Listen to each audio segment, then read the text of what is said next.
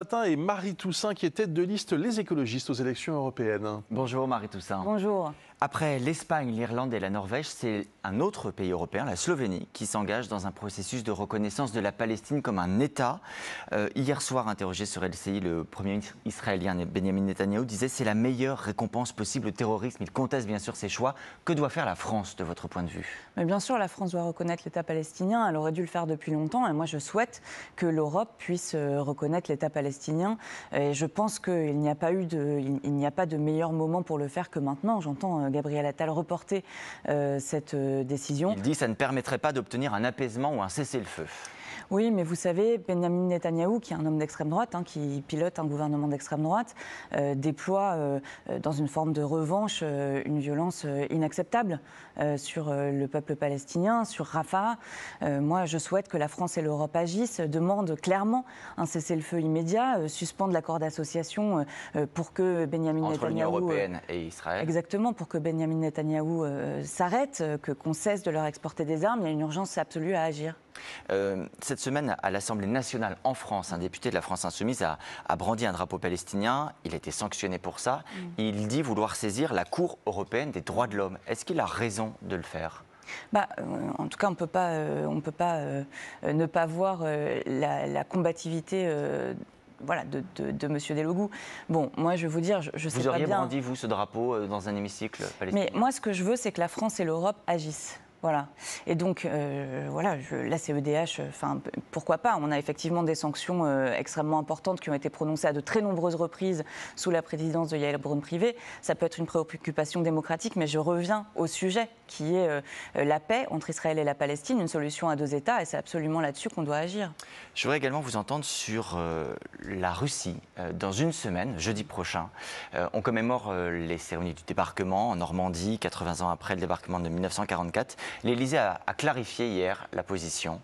Non, la Russie n'est pas invitée à ces cérémonies, contrairement à ce qui avait été dit ces dernières semaines. Est-ce que vous saluez cette décision ? Oui, je pense que c'est juste. Après, j'ai une colère que j'aimerais vous partager, Monsieur Gindre. Dites-nous. Ça fait 5 ans au Parlement européen que je me bats pour libérer l'Europe du gaz russe, comme d'autres écologistes avant moi. Je me suis battue depuis la guerre pour obtenir un embargo sur le gaz russe. En janvier de cette année, j'ai obtenu que l'Union européenne autorise les États membres à couper les relations gazières avec Vladimir Poutine. Et pourtant, au premier trimestre, Emmanuel Macron, son gouvernement, ont importé jusqu'à 600 millions d'euros de GNL russe. Ça veut dire qu'on a une armée en face de nous qu'on finance, très littéralement. On finance le régime de M. Poutine. Ça veut dire quoi? Quelle conclusion vous en tirez? Il y a un double discours français. Oui, tout à fait. Il faut arrêter, il faut taper Poutine au porte-monnaie, il faut arrêter de lui envoyer de l'argent. On lui en envoie pour le GNL, pour les engrais, pour l'uranium, là où Joe Biden a coupé le robinet. Vous savez aussi qu'on a très largement réduit nos approvisionnements. D'ailleurs, certains sont même oui, mais achevés. Les importations de GNL ont explosé, Monsieur Gindre, alors que les réseaux gaziers nous disent qu'on peut tout à fait s'en passer. Ont été prises. Restons sur l'action du gouvernement français. Le chef de l'État, cette nuit, et ce matin, en l'occurrence dans la presse régionale, fait cette annonce. EDF rachète les activités nucléaires de l'américain General Electric. On parle en l'occurrence des turbines Arabelle, qui sont un équipement essentiel de nos centrales nucléaires. Est-ce que c'est une bonne nouvelle de voir ces activités nucléaires revenir dans un giron français ? Écoutez, moi j'aurais préféré que la France se débrouille à travers EDF ou autre chose pour racheter Systovi, fabricant de panneaux photovoltaïques, pour sauver les emplois qui y sont, avec des salariés qui sont licenciés, des familles qui sont impactées et une perte de notre production de panneaux solaires. Ça ne vous gêne pas que des productions aussi importantes et stratégiques que celle-là restent? Vous connaissez la position des écologistes. Nous pensons que pour tenir nos objectifs climatiques en 2040, le nucléaire ne nous permettra pas de tenir les délais parce que ça met trop de temps à être déployé, que les énergies renouvelables sont déployables beaucoup plus rapidement. On peut vouloir la sortie du nucléaire et vouloir la souveraineté aussi industrielle française.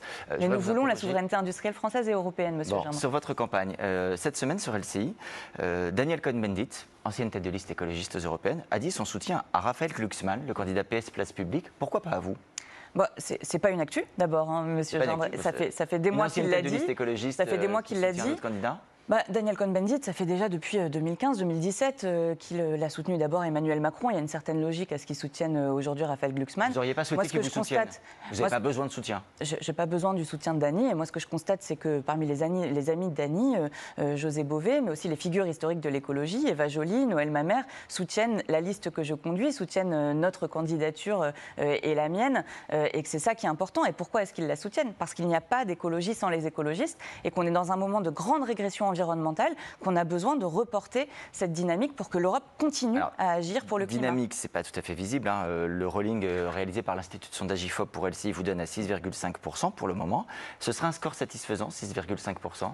Bien sûr que non. Vous savez, à 6,5%, on a Benoît Biteau, qui est paysan en Charente, qui est élu au Parlement européen, qui se battra pour une autre politique agricole et alimentaire contre les accords de libre-échange, pour des revenus justes pour les agriculteurs. Si on monte derrière, Caroline Rose, marin, qui mène un combat extraordinaire pour les océans et pour le bien-être animal. Chaque député écologiste supplémentaire est un député de combat au service de la population, au service du vivant, au service de la santé. Et donc, on a besoin que ça aille beaucoup plus loin. Comment expliquez-vous que ça patine un peu? Aujourd'hui, ces intentions de vote, c'est la moitié, intention de vote bien sûr, la moitié du score réalisé par Yannick Jadot en 2019. Comment est-ce que vous l'expliquez, l'analysez? Moi, j'appelle à la mobilisation générale, je viens de le dire, on a besoin du plus grand nombre de députés écologistes possible, surtout que le pacte vert est condamné. Vous voyez bien, aujourd'hui, on a l'extrême droite qui mène une bataille. Si vous me permettez, Marie-Toussaint, ce n'est pas tout à fait ma question. Comment est-ce que vous expliquez que ça patine? Est-ce que vous comprenez quelque chose? Vous accusez quelqu'un?